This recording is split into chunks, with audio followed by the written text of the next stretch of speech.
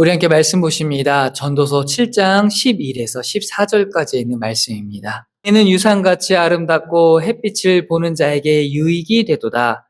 지혜의 그늘 아래에 있음은 돈이 그늘 아래에 있음과 같으나 지혜에 관하여 지식이 더 유익함은 지혜가 그 지혜가 있는 자를 살리기 때문이니라. 하나님께서 행하시는 일을 보라. 하나님께서 굽게 하신 것을 누가 능히 곧게 하느냐. 형통한 날에는 기뻐하고 공고한 날에는 되돌아 보아라. 이 두 가지를 하나님이 병행하게 하사 사람이 그의 장래를 능히 헤아려 알지 못하게 하셨느니라. 아멘. 지혜서는 누가 작성한 말씀인지 아시나요? 지혜서는 솔로몬이 작성하였습니다. 솔로몬의 지혜서라고 이야기를 합니다. 성경 속에서 가장 지혜 있는 자, 그가 솔로몬이지요. 지혜서를 가장 짧은 단어로 표현해서 요약을 하자면 헛되고 헛되니라 라고 이야기를 하고 있습니다. 가장 많은 부와 가장 많은 지식을 가진 그가 말년에 고백했던 이야기라고 생각하시면 될 것 같아요. 그가 하나님을 향하여 세상 사람들에게 이 세상의 그 많은 것들은 헛되다라고 표현을 하고 있는 거죠. 어떻게 생각하십니까? 우리의 인생은 헛되다라고 생각하십니까? 그것이 나도 헛되다라고 생각합니다. 아멘입니다라고 고백하는 것은 참 좋은 믿음, 좋은 신앙생활 안에서 살아가고 계시는 건 줄 믿습니다. 근데 저는 인생이 헛되다라고 생각하기가 아직 젊은지, 아직 하고 싶은 것이 많은 것인지 사실 공감하기가 어렵습니다. 하지만 우리가 말씀과 그리고 기도와 찬양, 하나님이 주시는 성령의 능력을 통하여 우리의 삶이 헛된 것임을 깨달아 아시는 그런 귀한 시간이 되시기를 바랍니다. 가진 것이 많이 있습니까? 라고 제가 물어보죠. 한 번씩 물어봅니다. 돈이 많습니까? 저는 돈이 많습니다. 저는 지혜가 있습니까? 저는 지혜가 있습니다. 나는 똑똑합니다. 나는 기도의 시간이 많습니다. 나는 건강합니다. 라고 고백할 수 있는 사람들은 그렇게 많지 않을 겁니다.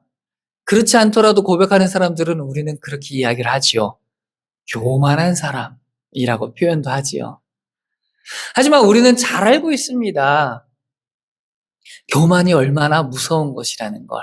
이 말씀을 통해서 겸손을 깨닫기를 바랍니다. 지혜는 유산같이 아름답고 햇빛을 보는 자에게는 유익이 되도다. 하나님을 바라볼 수 있는 사람들이 되길 바랍니다. 지혜를 계속 외치고 있습니다. 잠언에서도 전도서에서도 그리고 욥기서에서도 보면은 지혜를 이야기를 합니다. 도대체 그 지혜가 무엇일까요? 성경의 많은 지식들을 아는 것들, 우리가 지혜라고 이야기하는 것들이 도대체 무엇일까요? 수학의 공식을 다 달달달 외우는 것, 수능 시험에 만점을 받는 것, 그거 아십니까? 수능 시험에 첫 번째로 최초의 만점자가 있었어요. 99년? 뭐 몇 년도인지 잘 모르겠죠. 예전에 기사로 봤었는데 수능 만점자가 한 명이 나왔었어요. 여자였던 걸로 기억을 하는데 이제 사람들이 막 기자들이 가가지고 이렇게 인터뷰를 하는 거예요. 뭐 공부에 대한 인터뷰도 많이 하고 어떤 기자가 물어봤어요. 그 당시 H.O.T가 가장 유행을 했거든요. 유명했거든요. 기자가 물어봤어요. H.O.T 중에 누구를 제일 좋아합니까? 그랬더니 그 친구가 뭐라고 대답했을 것 같으세요? H.O.T가 뭐죠? 우리는 저도 잘 알고 있지는 모르지만 그 유명한 가수 그룹이잖아요. 자, 수능을 만점 받은 사람이 H.O.T가 뭐죠라고 대답을 한 거예요. 세상에 많은 것들과 어떻게 보면 단절을 시키고 그는 학문의 길을 닦았던 것은 아니었을까요? 오직 공부만. 많은 시간에 우리는 헛된 것들에 쏟을 때가 많이 있잖아요. 요새 길을 가다 보면은 굉장히 늘어나고 있는 가게가 하나 있는데 혹시 뭐라고 생각하세요?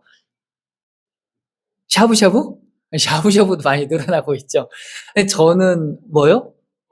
커피.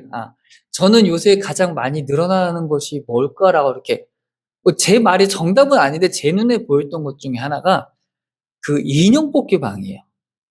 그러니까 예전에 인형 뽑기방이 유행해서 굉장히 늘어났었는데 한창 그 유행이 이제 지났잖아요. 그러고 나서 다시 인형 뽑기방이 또 늘어나고 있는 것 같아요. 그것도 홍대 거리에, 뭐 메인 스트리트에, 메인 거리에 가장 비싸다는 그 월세를 내는 그런 거리에 인형 뽑기방, 오락실들, 오락실이라고 해도 보면 다 1층은 인형 뽑기방이에요. 늘어나고 있어요. 왜 저렇게 인형 뽑기방이 늘어날까? 사실 인형 뽑기도 도박이라고 볼 수도 있는 거죠. 확률 게임이니까요.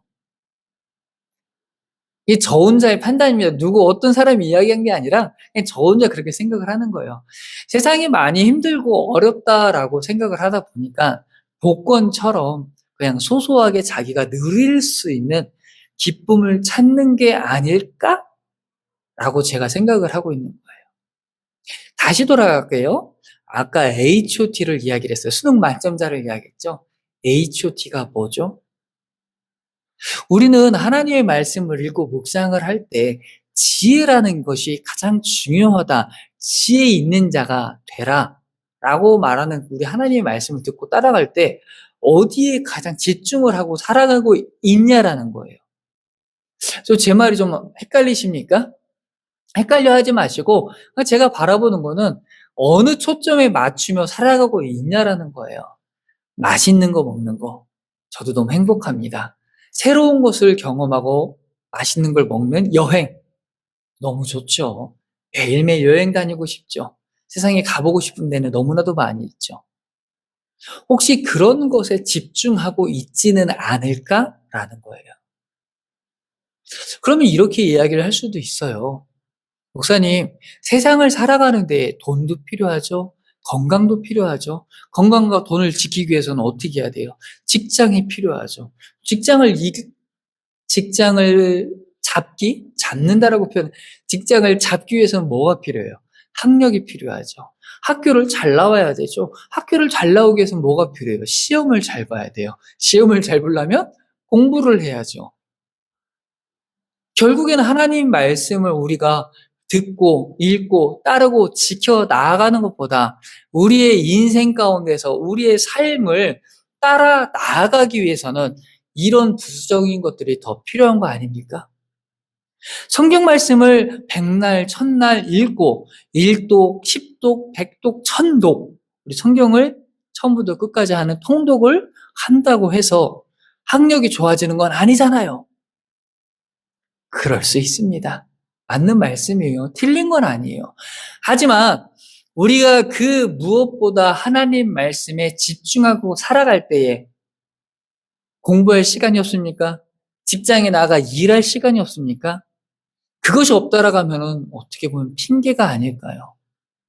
하나님의 지혜를 찾는 사람들이 되길 바랍니다. 지혜 있는 자가 되어서 하나님의 말씀을 묵상하는 자가 되어서 우리의 인생의 삶이 헛된 것을 깨달아 알 수 있는 사람이 되기를 바란다는 것이죠. 우리 14절 말씀에 보면 이렇게 말씀하고 있습니다. 형통한 날에는 기뻐하고 공고한 날에는 되돌아보라.